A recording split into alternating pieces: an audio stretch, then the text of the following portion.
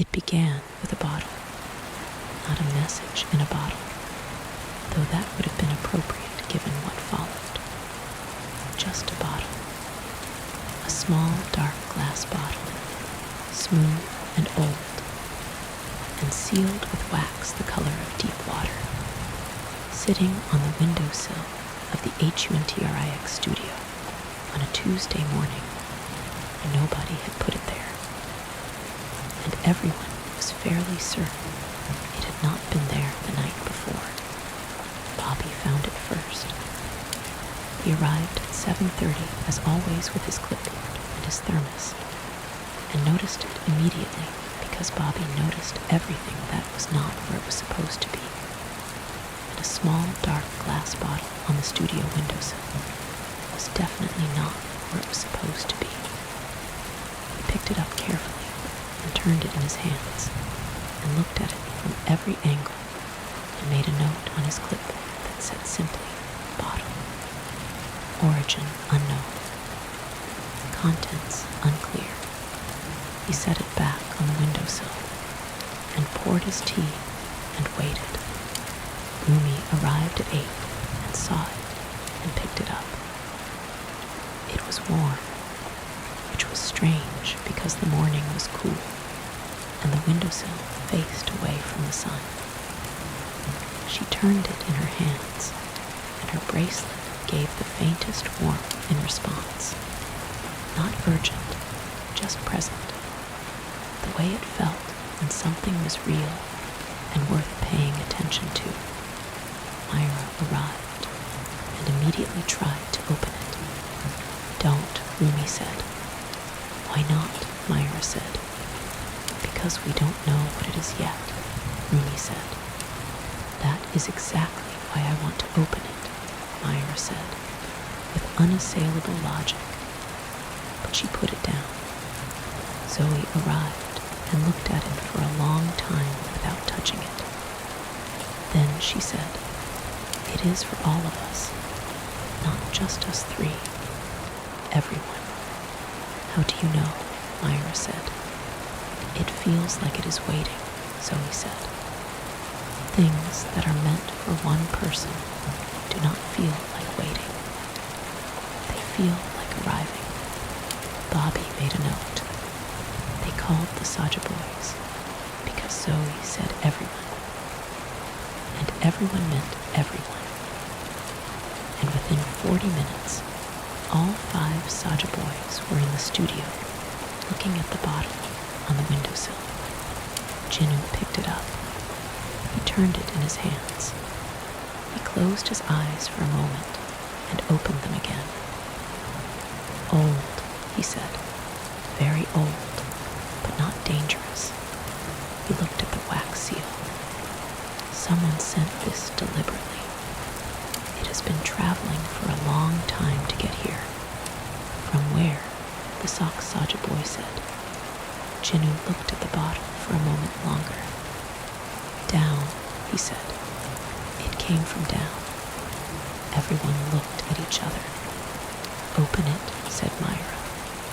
Please, now. I cannot stand it anymore.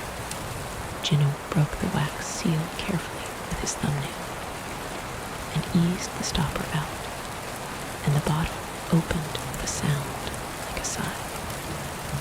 A long, slow exhale of air that was not the studio's air, that smelled of salt and death and something ancient and alive.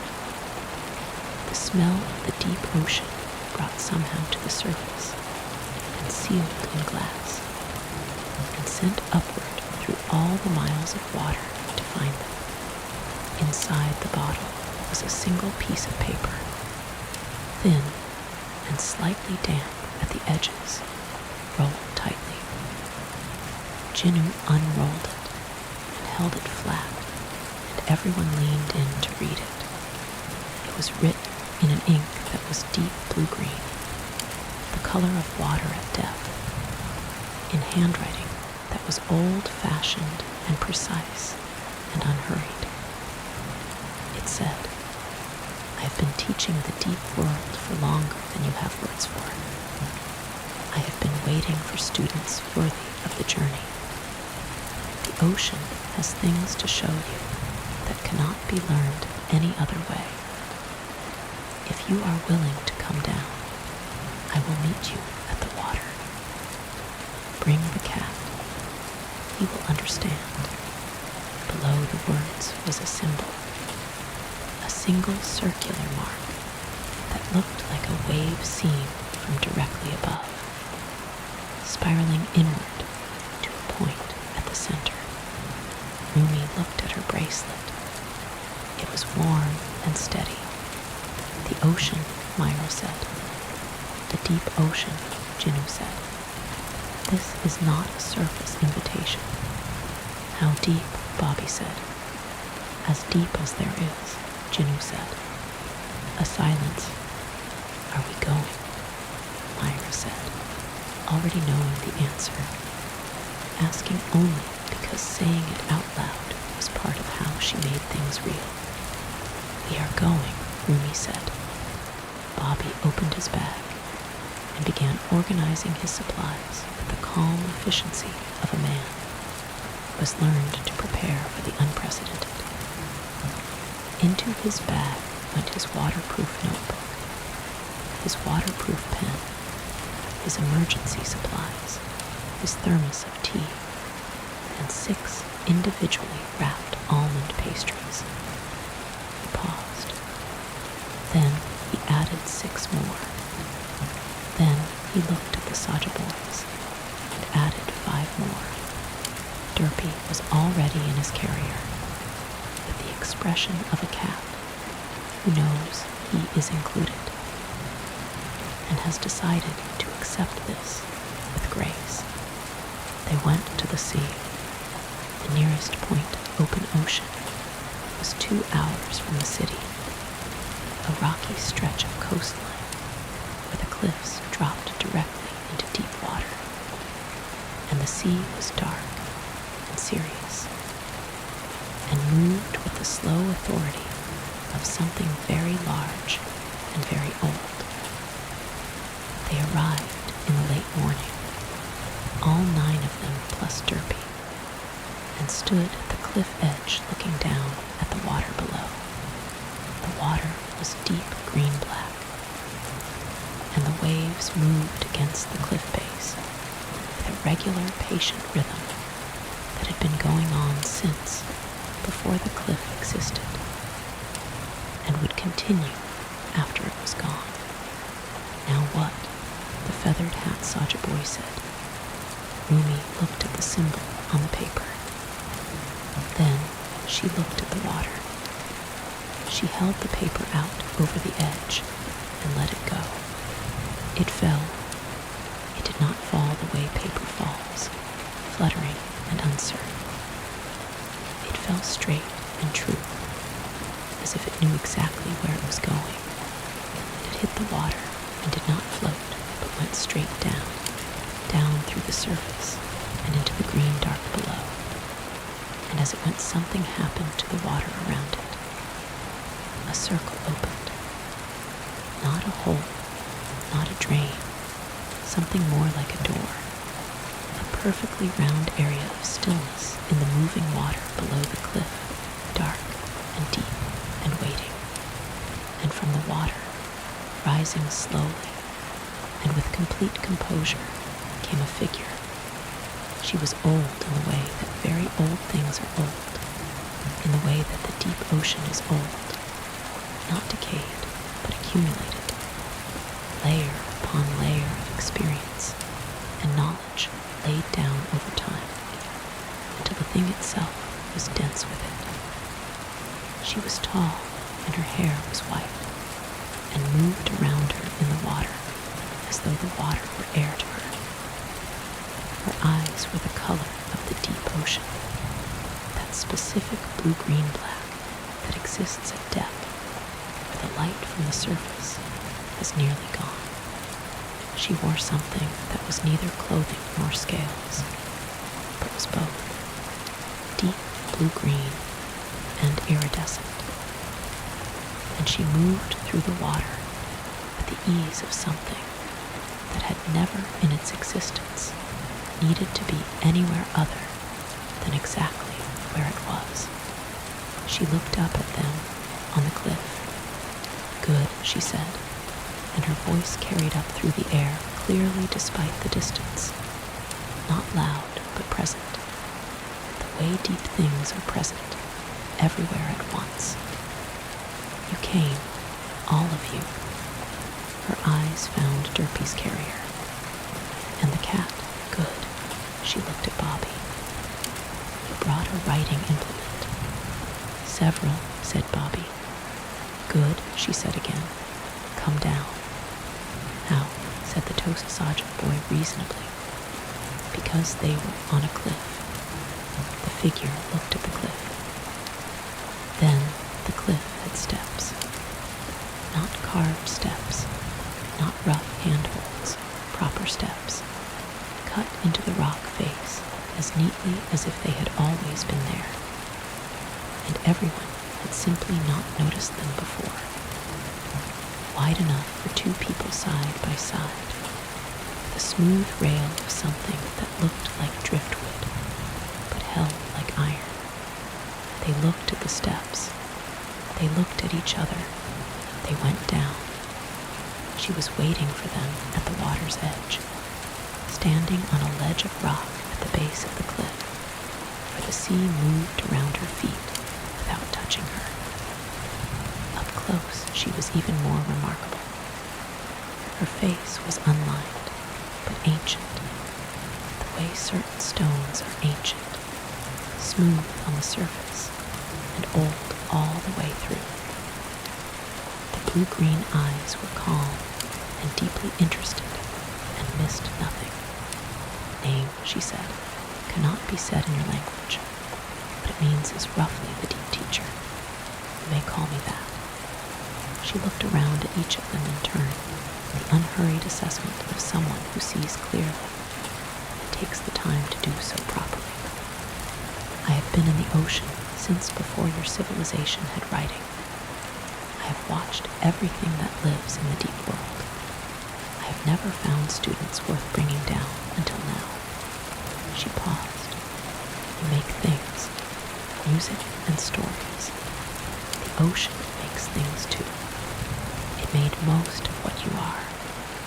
She looked at Rumi specifically. "Your bracelet knows this place." Rumi looked at her bracelet. It was warm in a way it had never been before, steady and deep, like warmth from very far below. "How do we go down?" Zoey said. She meant into the ocean, into the deep. The question was practical and calm and exactly right. The deep teacher looked at her with an expression of approval. "I will show you," she said. "You will not be cold. You will not need to breathe differently. The ocean will accept you because I ask it to. But you must stay together, and you must pay attention. The deep world does not repeat itself for people who were not paying attention the first time. We will pay attention," Rumi said. "I know," the deep teacher said. "That is why you are here." She stepped off the ledge into the water and did not sink, but stood on the surface as easily as standing on stone.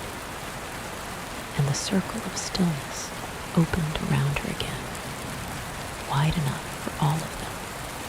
"Step in," she said, "together." They stepped in together. The water received them, and they went down. The descent was nothing like anything they had imagined. There was no cold, no pressure, no discomfort. The water around them was clear in a way that water is not usually clear, lit from everywhere and nowhere with a diffuse blue-green light that made everything visible in every direction. They moved downwards slowly and steadily, as though the water were simply choosing to carry them in that direction, gently and inevitably, like being held by something very large, and moved with great care. The surface above them became a distant, shimmering ceiling. And then the light began to change, and the world began to reveal itself. The first thing, the reef. They passed through a coral reef, a living reef. And the word living was not adequate for what a reef was when you were inside it. It was not alive the way a plant is alive, or an animal is alive. It was alive the way a city is alive. A dense, complicated, thriving place where 10,000 different kinds of life were going about their business simultaneously in every available space and dimension, above and below, and sideways, and in between, an interlocking community of such extraordinary complexity that even standing in the middle of it, you could only see a tiny fraction of what was happening. The deep teacher stopped them here and turned to face them and began to teach. Coral, she said, and her voice moved through the water to them as clearly as if they were all in a room together. Coral is not one thing. What you see when you look at a coral reef is a colony. Each individual coral polyp is a tiny animal related to jellyfish, with a mouth surrounded by tentacles. The polyp builds a hard calcium carbonate skeleton around itself, and when it dies, its skeleton remains, and the next generation builds on top of it, and the next on top of that. And over hundreds and thousands of years, the accumulated skeletons of billions of tiny animals create the reef structure. The Great Barrier Reef, she said, is the largest living structure on Earth. It is visible from space. It is approximately 500,000 years old in its current form, and the underlying platform it sits on is millions of years older. It is home to more than 900 islands, more than 2,900 individual reefs, more than 1,500 species of fish, 4,000 species of mollusk, and more than 200 species of bird. It covers 230,000 square kilometers of ocean, and it is all made by tiny animals, the Saja Boys said, looking at the reef around him. Each one no bigger than your fingernail, the deep teacher confirmed, building on the work of their ancestors, layer upon layer upon layer. Mira was watching a clownfish, vivid orange and white, moving in and out of an anemone with the confident ease of an animal completely at home in a place that would kill most other things. The anemone's tentacles, she knew from something she half remembered, were toxic to almost everything except the clownfish. The clownfish and the anemone, she said to the deep teacher. The deep teacher looked at the clownfish with warm recognition. A mutualistic relationship, she said. Each one benefits the other. The clownfish is immune to the anemone's venom because of a special mucus coating. It lives within the anemone's tentacles, protected from predators by the very thing that would kill anything else that touched it. In return, it chases away fish that would eat the anemone, and its movements through the tentacles bring oxygenated water to the anemone, and its waste provides fertilizer. They need each other, Rumi said. Completely, the deep teacher said. Neither would do as well alone. The ocean is full of these relationships. Almost nothing in it lives entirely independently. Everything is connected to something else in ways that are sometimes obvious and sometimes so subtle that it took humans centuries to understand them. The sound desk Saja Boy was writing in his waterproof notebook, which Bobby had thought to bring several of and had distributed before they went in, and his pen moved fast across the pages. Bobby himself was writing with equal speed in his own notebook, his handwriting small and precise, recording everything. They moved through the reef, and the deep teacher showed them things, and named them, and explained them, and the education was nothing like being in a classroom or reading from a book, because the thing being taught was right there around them, alive and real, and doing what it did regardless of whether anyone was watching or understanding it, which made the understanding feel like a privilege rather than a lesson. They saw a sea turtle, old and magnificent, moving through the water with the slow, powerful strokes of its flippers, heading somewhere with the unhurried certainty of an animal that has been navigating the ocean for 110 million years and knows exactly what it is doing. Sea turtles, the deep teacher said, navigate using the Earth's magnetic field. They can detect variations in the magnetic field across the ocean and use these variations as a map, identifying not just direction, but precise location. A sea turtle hatched on a beach in Florida can travel 10,000 kilometers across the Atlantic, live in the waters off the coast of Africa for years, and then navigate back to the exact beach where it was born to lay its own eggs. The same beach, not a similar beach, the same one, the same beach, the feathered hat Saja Boy said, watching the turtle recede into the blue distance. From 10,000 kilometers away, using the Earth's magnetic field, it feels home, the deep teacher said.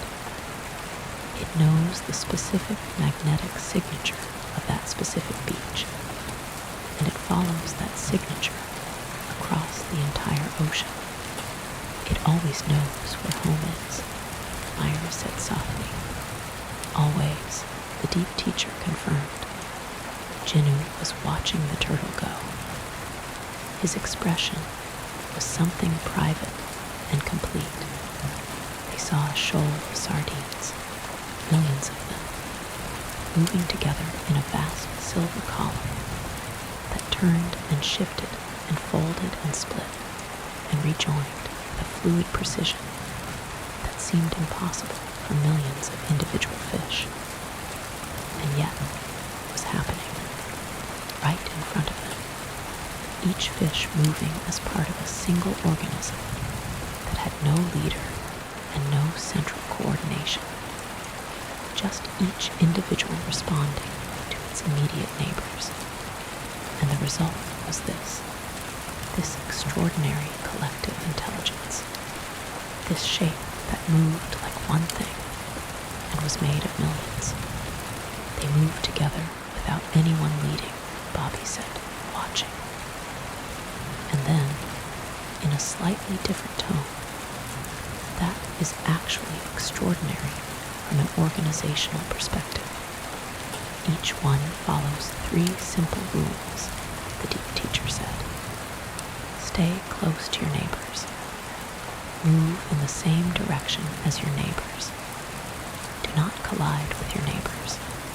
3 rules, millions of fish. And the result is what you see.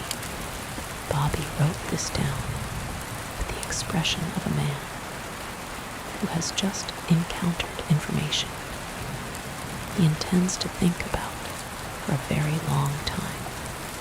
The feathered hat Saja Boy had been watching the sardine shoal with increasing fascination, and he said, "It looks like choreography." "It is choreography," the deep teacher said. "The most ancient choreography on Earth. Fish have been moving in schools for 400 million years. Our choreography came from fish," Mira said.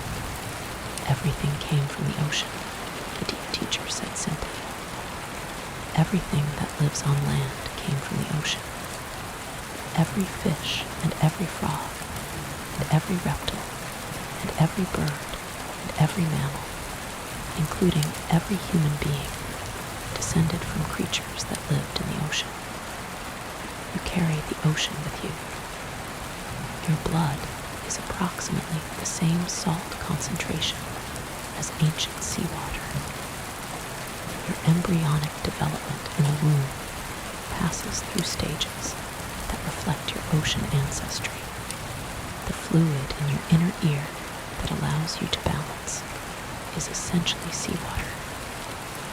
You are, all of you, made of ocean, a silence in the water. We are made of ocean," Rumi said slowly. "You never left it entirely," the deep teacher said. "You just learned to carry it with you." Derpy, in his carrier, which the water moved around without entering, had been watching everything through the mesh with his amber eyes. And at this particular moment, he made a sound. The soft, questioning sound he had made at the capybara, directed at the water around him, as though acknowledging something he had always suspected. "The cat knows," the deep teacher said, looking at Derpy. "Cats have always known things about water that other animals have to be told." They went deeper. Below the reef, the water changed. The light changed first, deepening from bright blue-green to a richer, darker blue, and the reef gave way to open water, and then to the beginning of the deep ocean. The zone where sunlight was still present, but diminished, reaching down through the water in long cathedral shafts that grew thinner as they went. This was the twilight zone, the deep teacher said. The mesopelagic zone, 200 to 1,000 meters below the surface. The light here is between 1 and 0.1% of surface light. Not enough for photosynthesis, but not dark. Blue, deep blue, the blue of dreams. The animals here are different from the reef, adapted to a world of dim blue light and open water and the constant pressure of death. They saw a siphonophore, an animal so strange that it challenged the categories they had been using. A siphonophore, the deep teacher explained, is related to the jellyfish and the Portuguese man, O war. It is a colonial organism, like the coral, except that where coral polyps are all identical. A siphonophore's colony consists of many different types of individual organisms, each specialized for a different function. Some are for swimming, some are for feeding, some are for reproduction, some are for defense. They cannot survive separated from each other. Together, they function as one animal. The largest siphonophore ever recorded, she said, was found off the coast of Western Australia in 2020. It was 47 meters long. 47 meters. The length of 4 double-decker buses, end to end, the longest animal ever recorded. And it was not one animal. It was thousands of tiny specialized individuals working together so seamlessly that they functioned as one. 47 meters, the toast Saja Boy said, looking at the siphonophore drifting past them, which was considerably smaller than that, but still extraordinary. Its transparent body trailing long filaments through the water. The largest animal on Earth, the deep teacher said, is not a whale. It is not even an animal in the conventional sense. It is a colony, a community. The biggest thing alive is a community. Bobby stopped writing for a moment and looked at this piece of information, and then wrote it down with particular care. They saw a giant squid, the first most of them had ever seen outside of illustrations, enormous and pale in the dim blue light, its 10 arms trailing, its enormous eyes, the largest eyes of any animal on Earth, scanning the water around it. Giant squid eyes, the deep teacher said, can be 30 centimeters across, the size of a dinner plate. They evolved to be this large, specifically to detect the bioluminescence of the sperm whales that hunt them at depth. Seeing the flashes of light from a whale's disturbed passage through the water from enormous distances in the dark. They can see the whales coming, Jinu said. He was watching the giant squid with the focused attention he gave to things that were genuinely impressive. The eyes evolved specifically for that purpose, the deep teacher confirmed. Every adaptation in the deep ocean is a response to a specific challenge of this specific environment. The deep ocean is the greatest test of adaptation that life has ever faced, and life has met it with extraordinary creativity every single time. They went deeper still. At 1,000 meters, the sunlight was gone completely. This was the midnight zone, the bathypelagic zone, 1,000 to 4,000 meters below the surface. The pressure here was 100 times greater than at the surface. The temperature was just above freezing. There was no light, no photosynthesis, no plants, no sunshine, and yet life, extraordinary, improbable, magnificent life. The deep teacher gestured around them at the dark water, and then something remarkable happened. The darkness bloomed, not with any external light source, but with the organisms themselves. Bioluminescence, biological light, living things producing their own light through chemical reactions in their bodies. And in the midnight zone, almost every living thing did it, so that the dark water was not dark at all, but alive with light, blue and green and gold, and red, pulses and trails, and constant soft glows. The darkness full of living light, like a sky full of stars that moved. Everyone went completely still. Even the sound desk, Saja Boy, stopped writing. Even Bobby stopped making notes. Even Derpy's amber eyes went still on the carrier and simply received what was happening around him.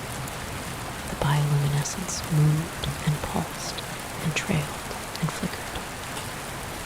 And it was one of the most beautiful things any of them had ever seen, more beautiful because it was real, because it was alive, because every light in the darkness around them was a living creature going about the extraordinary business of being alive in a place that had no right to sustain life, and sustained it anyway in abundance and in beauty. Why, Mira said very quietly, do they light up? Many reasons, the deep teacher said, equally quietly, because the moment called for quiet. Some use light to attract prey, drawing them in with a lure the way an anglerfish uses its luminescent lure above its head. Some use light to communicate with potential mates in the darkness. Some use counter-illumination, producing light on their underside to match the faint surface light from above, so that predators looking up from below cannot see their shadow. Some use light to startle or confuse predators. Some use light in ways we do not yet fully understand. She paused. Bioluminescence has evolved independently at least 40 separate times in the history of life. 40 completely different lineages of organisms arriving at the same solution to the problem of the dark. Light. Make your own light. Make your own light, Rumi said softly.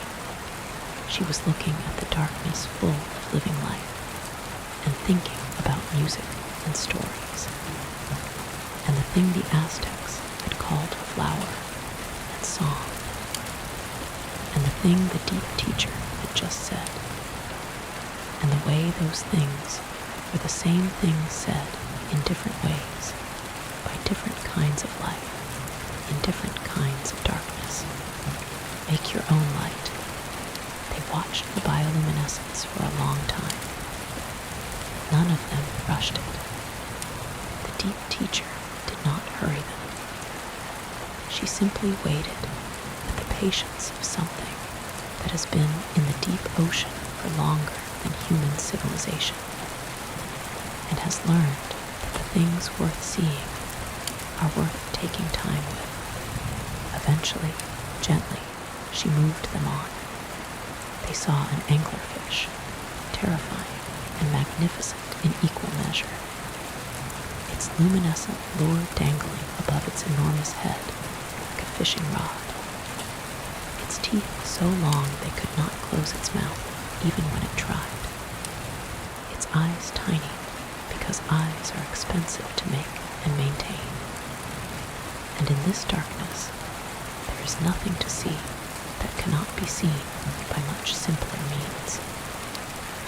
The female anglerfish, the deep teacher told them, is the one with the lure and the enormous jaws.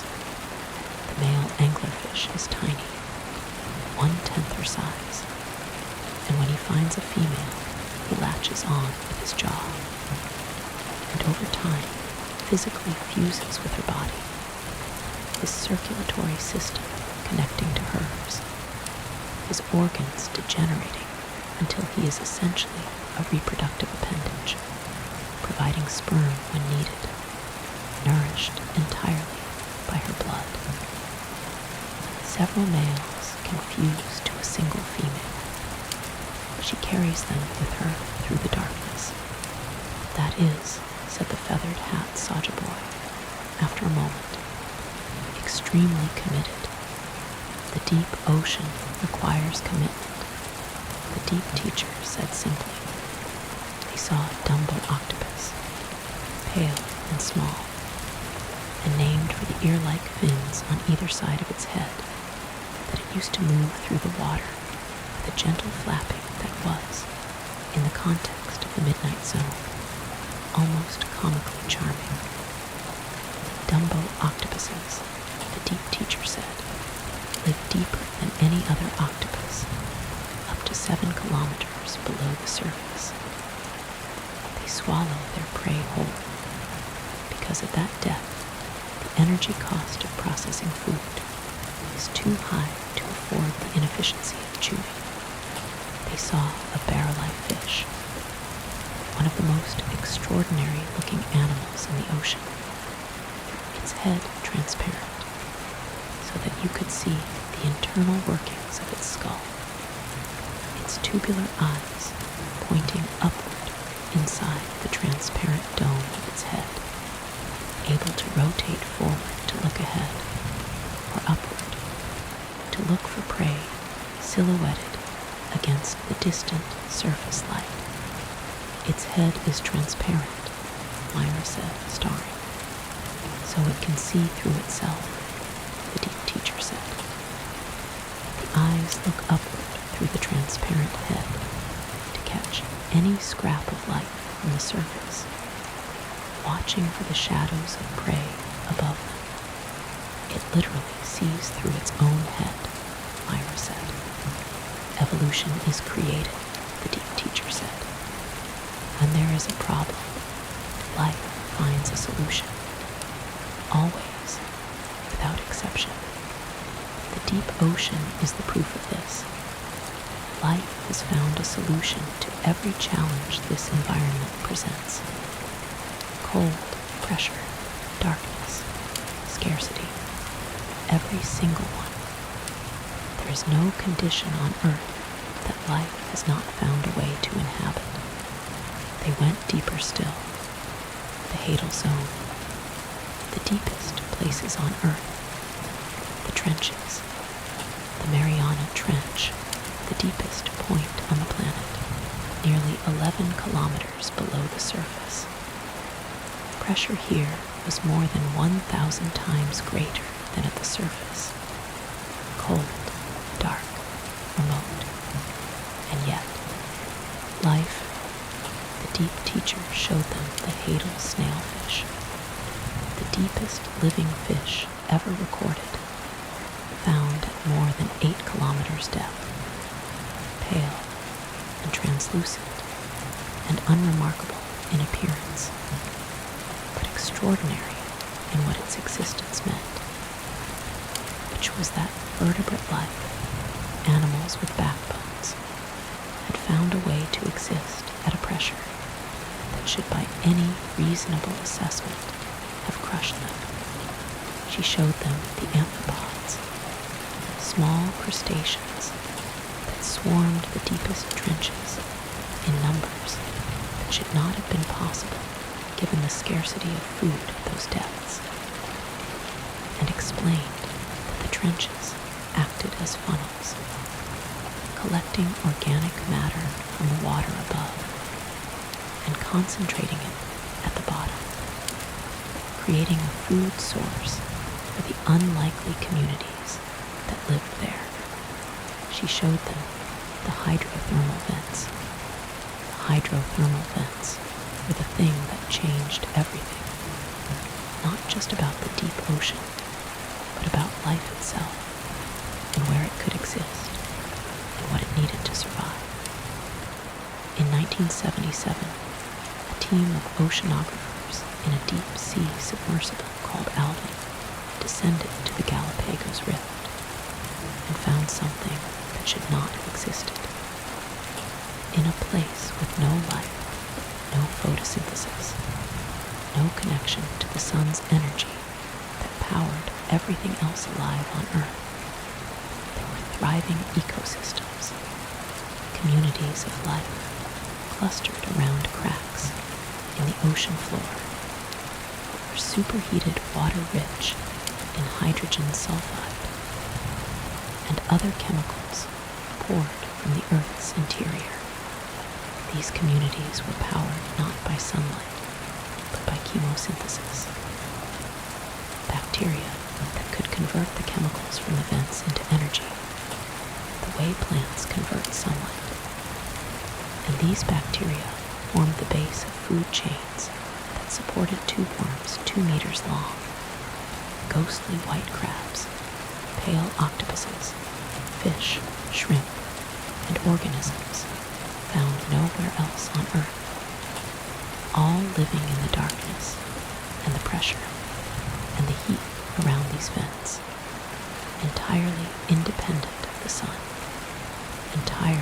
independent of the sun, life that needed no sunlight, life that powered itself from the chemistry of the earth itself.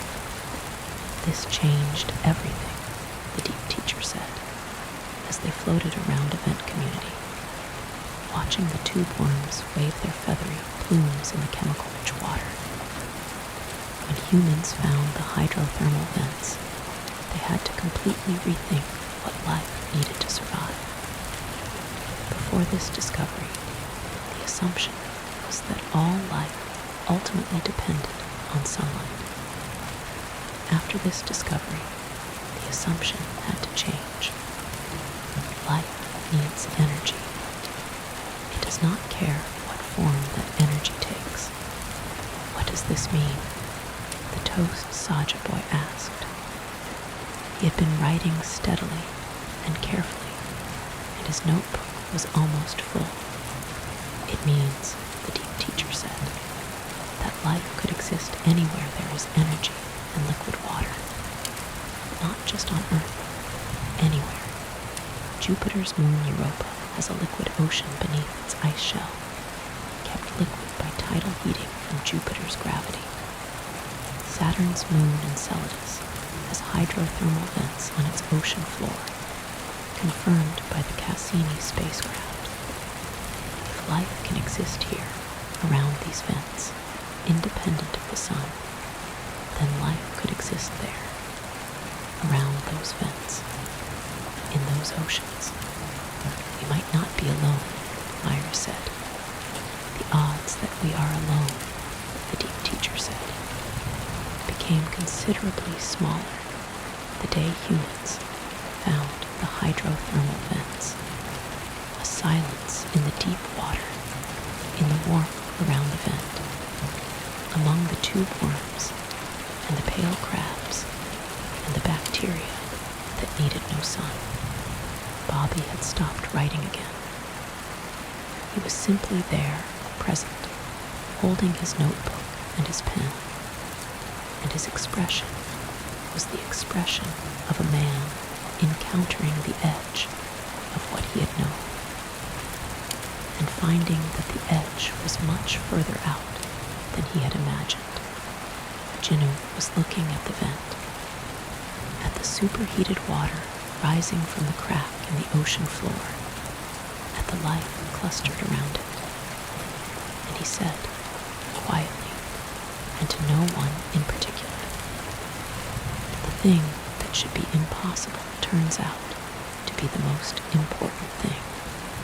Nobody added to this because it was already complete. The deep teacher looked at Jinu with the expression she had not shown to anyone else yet. A specific recognition. The look of a teacher who has found the student who will take the furthest thing the furthest distance. She said nothing. She simply nodded once, slightly, and moved them upward. The ascent was gradual, and the deep teacher taught as they rose, using the journey back through the zones as a structure for what remained to be said. In the midnight zone, she told them about whale fall. When a whale dies and sinks to the ocean floor, it becomes an ecosystem. A whale fall that supports communities of life for decades. The whale's body, enormous and rich in nutrients, first feeds mobile scavengers, the hagfish and sharks and crabs that strip the soft tissue within months. Then colonizing species arrive, polychaete worms and crustaceans, feeding on the remaining organic material. Then sulfophilic bacteria colonize the lipid-rich bones, entering a chemosynthetic phase that can last for decades, supporting communities of organisms that in some cases are found only in whale falls and hydrothermal vents, suggesting an evolutionary connection between the two habitats. Organisms that evolved to travel richness on the ocean floor across millions of years. The whale feeds the ocean for 50 years after it dies, Zoey said. A single whale, the deep teacher confirmed, creates a habitat, sustains communities, connects ecosystems across the ocean floor. In death, as in life, it gives. Nothing is wasted, Zoey said. Nothing, the deep teacher confirmed. The ocean wastes nothing. Everything becomes something else. Everything contributes. Everything matters. In the twilight zone, she told them about the daily migration, the largest migration on Earth that most people have never heard of. Every day, billions of small organisms, fish and squid and crustaceans, migrate from the depths where they spend the daylight hours to the surface waters where they feed at night, and then back down before dawn. This vertical migration, happening simultaneously across the entire ocean, every single day, moves carbon from the surface, where photosynthesis captures it from the atmosphere, down into the deep ocean, where it is sequestered for centuries. This biological carbon pump, as scientists call it, is one of the primary mechanisms by which the ocean regulates the Earth's carbon cycle, and therefore the Earth's climate. The fish commute, the feathered hat Saja Boys said. Every day, the deep teacher confirmed. Billions of them, up at night, down by day. And in doing so, they help regulate the climate of the entire planet. They are doing something important, and they don't even know it, the sock Saja Boy said. Most of the important things that sustain this world are done by creatures that do not know they are doing anything important, the deep teacher said.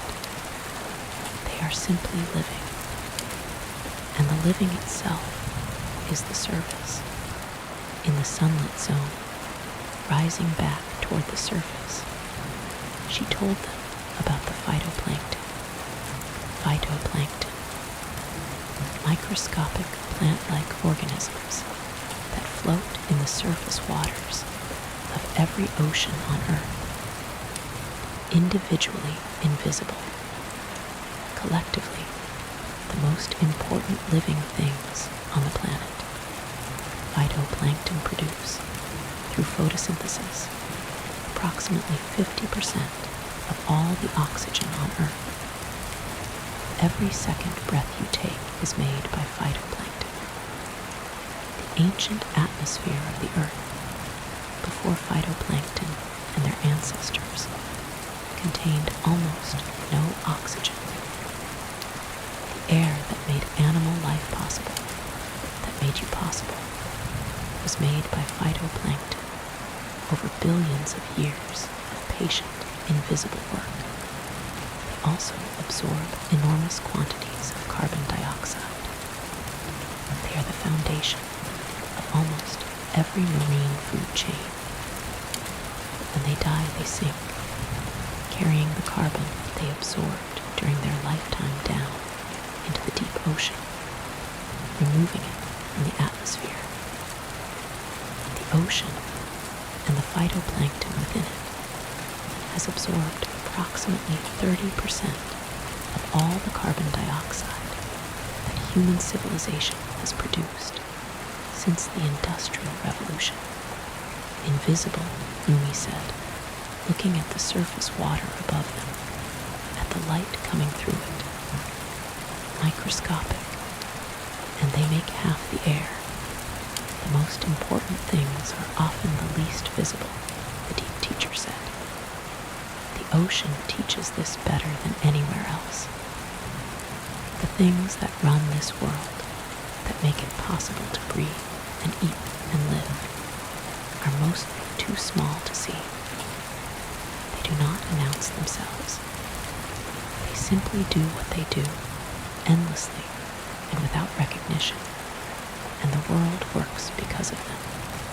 Like Bobby, said the toast Saja Boy. For the second time on this journey, Bobby stopped writing and looked at the toast Saja Boy with an expression that contained several things at once, none of which he put into words. That is the second time you have compared me to a life form that sustains everything while going unnoticed, Bobby said at last. I mean it as the highest possible compliment, the toast Saja Boy said, with complete sincerity. Bobby looked at him for a moment. Then he wrote something on his clipboard. Then he closed the notebook. Thank you, he said simply. They surfaced slowly, coming up through the last meters of the sunlit zone into the shallow water below the cliff.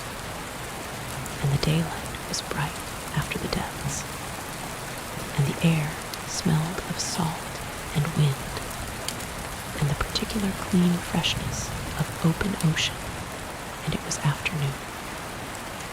The sun lower than it had been when they went in, the light gold and slanted across the water. The deep teacher stood with them on the rock ledge at the base of the cliff and looked at them one by one with her ocean-colored eyes. You have seen, she said. Now you must carry. Carry what? Rumi asked. What you know now, the deep teacher said. The people above, in the cities, most of them have never seen any of this. Most of them do not know that the deep ocean exists as anything more than an abstraction. Most of them do not know about the bioluminescence, or the whale falls, or the hydrothermal vents, or the phytoplankton making half their air. She paused. The ocean covers 71% of the surface of this planet. It produces half the oxygen. It regulates the climate. It contains the deepest and oldest and strangest life on Earth. And most of the people living on this planet know almost nothing about it. She looked at Rumi specifically. You make things that people pay attention to. Use that. Rumi looked at her. We will, she said. I know, the deep teacher said. That is why I sent the bottle. She looked at Derpy. Derpy looked at her. The amber eyes and the ocean eyes regarded each other with mutual respect. The cat understood everything, she said. He always does. And then she stepped off the ledge and went back into the water and down. And the circle of stillness closed above her. And the sea moved back into its ordinary patterns. Waves against the cliff. The sound of open water. The smell of salt and depth. And everything that lay beneath the surface. They stood on the ledge in the afternoon light, and nobody said anything for a while. Then Mira sat down on the rock and put her feet near the water and said, the anglerfish males fuse to the females and become part of their body. Yes, said the Saja Boy, sitting beside her, and the siphonophore is 47 meters long, and it is thousands of animals working together. Yes, and the phytoplankton make half our air, and they are invisible. Yes, and there are hydrothermal vents with life that does not need the sun, and they might tell us we are not alone in the universe. Yes, Mira looked at the water. The ocean, she said, is absolutely wild." "Yes," said everyone. They climbed the cliff steps in the late afternoon light and stood at the top and looked out at the sea. And the sea looked back at them with its enormous, indifferent, beautiful patience. And they were different people from the people who had stood here in the morning, in the way that you are always a different person after you have really seen something you had not seen before.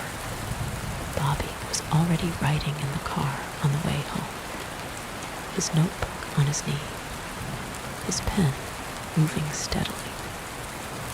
He had filled 4 notebooks during the day, his own and 3 of the ones he had brought for others, which said something about the quality and quantity of what had been seen and learned.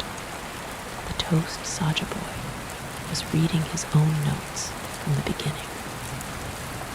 The socks Saja Boy was looking out the window at the countryside going past with the particular gaze of someone processing something large.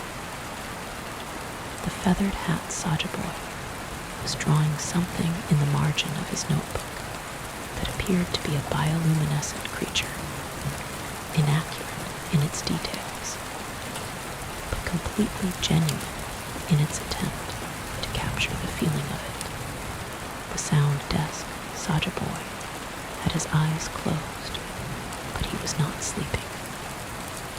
He was composing. You could tell because his fingers moved very slightly against his leg, finding rhythms, and his face had the inward, focused quality of someone assembling something in the space behind their eyes. Jinu was looking at the window, at the countryside, at the sky above it, and what he was thinking was private and visible only in its presence, in the quality of his stillness, in the way his face was open, in that rare way it became, when something real had moved him past the point of performing. Rumi was looking at her bracelet. It had been warm all day, a steady, deep warmth that she associated now with the deep ocean, with the hydrothermal vents and the bioluminescence and the deep teacher's ocean-colored eyes. It was cooling slowly now, returning to its usual warmth, but slowly, as though the day was being released gradually rather than all at once. Derpy was on her lap, out of his carrier, because they were in the car, and Bobby had not specifically said no. And Derpy had simply walked out and arranged himself on Rumi's lap with the authority of a cat who has had a significant day and intends to be comfortable for the remainder of it. His amber eyes were half closed, and his breathing was slow, and his blue fur was warm against her hand. And Rumi thought about what the deep teacher had said. The cat understood everything. He always does. She thought this was probably true. They arrived back at the studio as the sun was setting. The sky above the city, a deep, warm orange pink that reflected in the windows of the buildings and turned the city briefly beautiful in the way cities become beautiful at the end of a good day. Bobby made soup. The ritual, the constant, the right response to every significant thing they had ever been through together. Warm soup in the studio while the day settled into evening. And the conversation was soft and full and moved between the things they had seen and learned with the ease of people who have shared something large and are still inside the shared largeness of it. At one point, the sound desk Saja Boy played on his phone, a a recording that he had found while they were in the car of the sounds of the ocean at depth, the clicks and songs of cetaceans, the low-frequency hum of the deep water itself, and the studio was full of it for a moment. This sound from far below the surface, ancient and enormous and present. Nobody spoke while it played. When it finished, the feathered hat Saja Boy said, "I want to go back. We will go back." The deep teacher had not said this, but everyone understood it was true. "We know the way now. We know some of the way," Zoey corrected, with the quiet precision that was very Zoey. "The ocean is the largest habitat on Earth. We saw a very small part of it. How large is the unexplored portion?" The sound desk, Saja Boy asked. 80%, Bobby said, without looking up from his notebook. Approximately 80% of the world's ocean remains unexplored and unmapped. We know more about the surface of the moon than about the deep ocean floor. A silence. 80%, Rumi said. 80%, Bobby confirmed. Everyone sat with this. The 80%, the vast, unexplored majority of the largest place on Earth.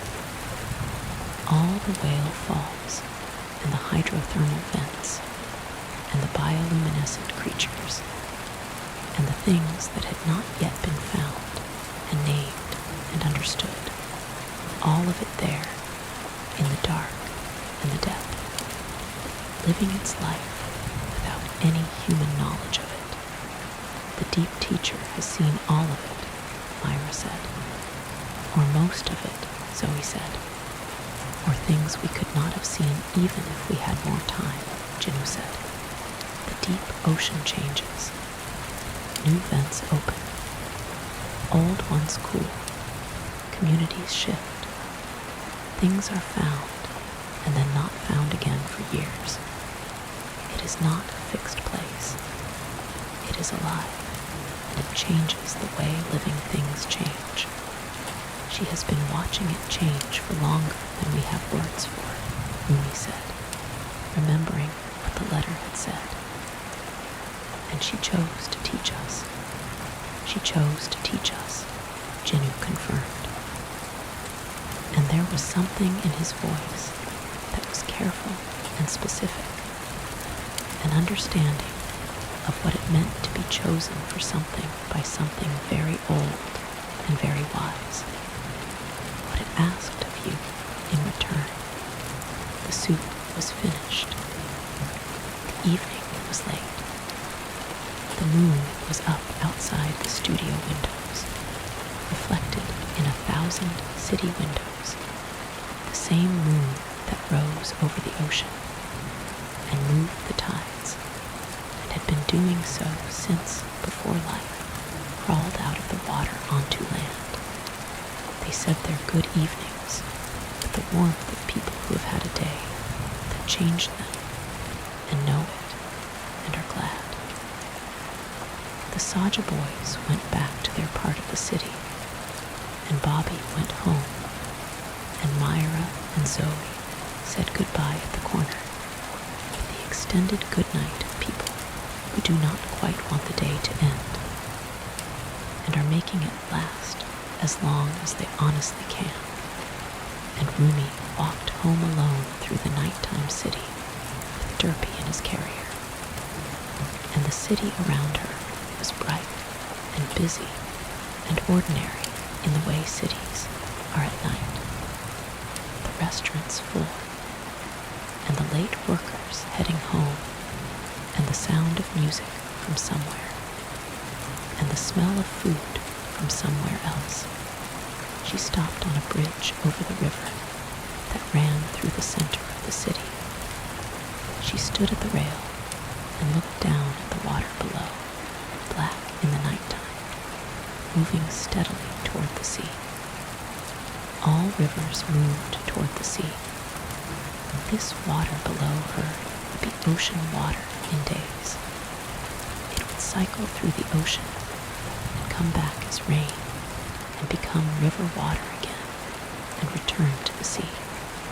The water was always moving, always cycling, always returning to the deep, where the deep teacher waited with her ocean-colored eyes and her longer-than-words patience. Rumi looked at the water and thought about the phytoplankton, invisible in the sunlit zone, making half the air. She thought about the bioluminescence in the midnight zone, all that living light in all that darkness. She thought about the hydrothermal vents and the light that needed no sun.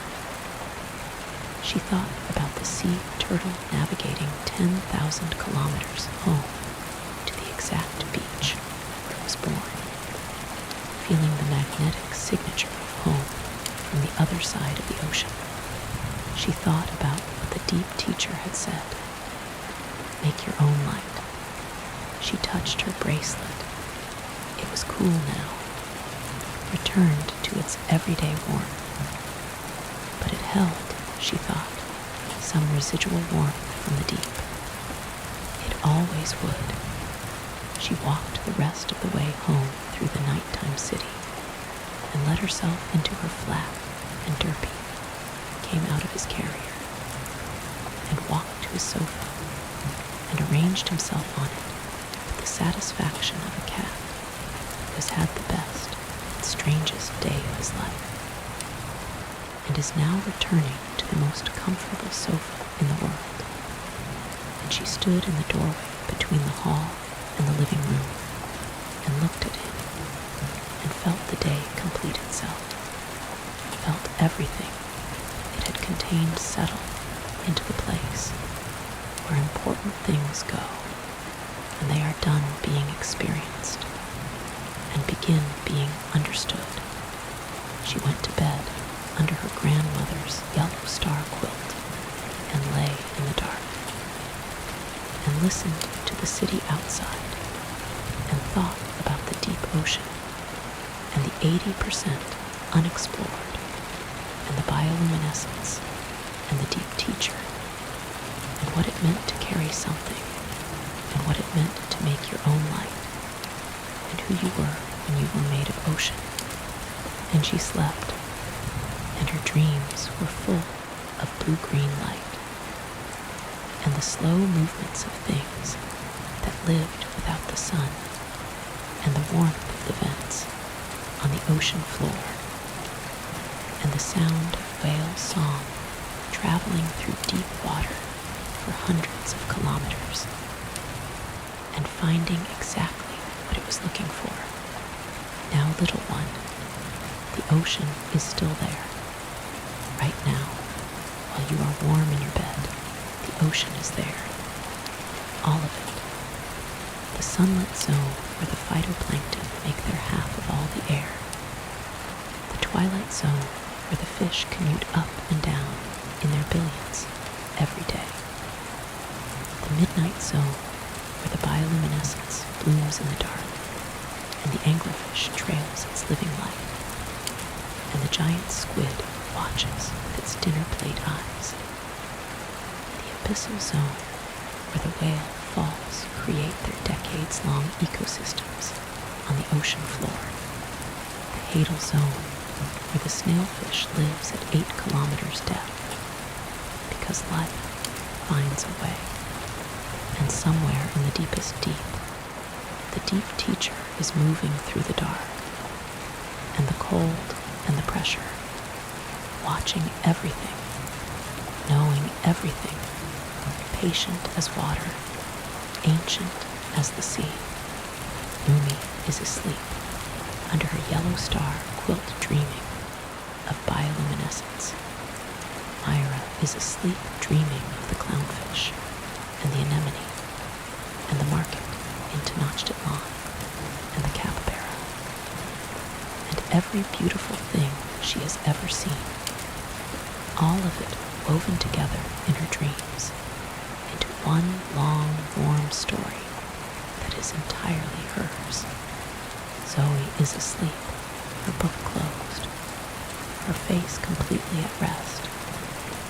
And in her dream, she is reading a book that contains everything the ocean knows, every species, and every relationship, and every chemical process. And she is reading it with complete understanding, and it takes all night, and it is exactly enough. Bobby is asleep in his armchair, with 4 full notebooks on the table beside him, and on the cover of the last one, in his small, careful handwriting, he has written, "The deep ocean." And underneath it, in even smaller writing, the question that will keep him thinking for a long time. How much of what matters is invisible? The feathered hat Saja Boy is asleep with his drawing of the bioluminescent creature on his bedside table. And in his dream, he is swimming through the midnight zone, and everything is light. The toast Saja Boy is asleep and dreaming of the Komodo dragon and the deep sea snailfish and all the creatures that exist at the edge of what seems possible. And in his dream, he is one of them, small and extraordinary and exactly right for the world he lives in.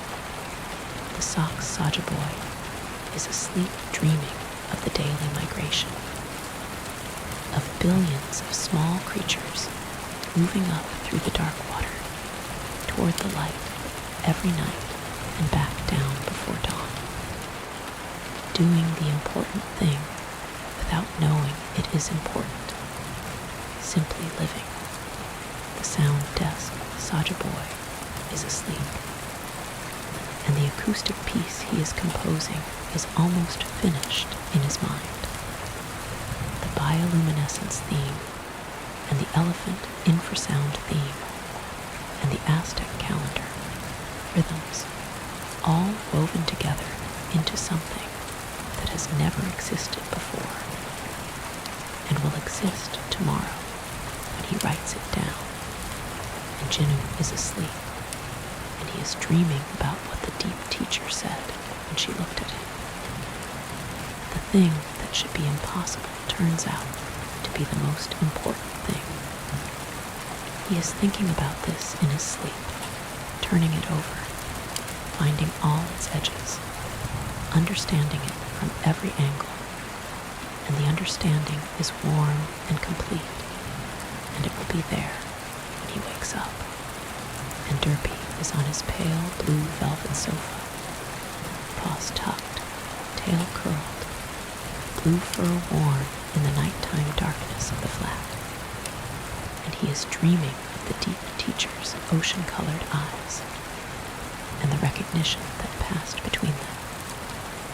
And in his dream, the ocean is full of blue cats swimming in the bioluminescent dark, each one perfectly at ease, each one making their own light. And you, little one, you have been to the sunlit zone, and the twilight zone, and the midnight zone, and the abyssal zone, and the hadal zone tonight. You have seen the bioluminescence in the dark. You have seen the hydrothermal vents, and the life that needs no sun. You have heard what the deep teacher said. Make your own light. You have your own light, little one. You were born with it. It is warm and real, and entirely yours. Let it rest now. Let your body go heavy and warm and still. Let your arms sink down like something settling gently to the ocean floor. Let your legs go quiet. Let your breathing slow. In and out. In and out. Like waves. Like the tide. the phytoplankton are making your next breath right now. The deep ocean is breathing its slow, dark breath. The whale's song is traveling through the water towards something that is listening. The bioluminescence is blooming in the midnight zone.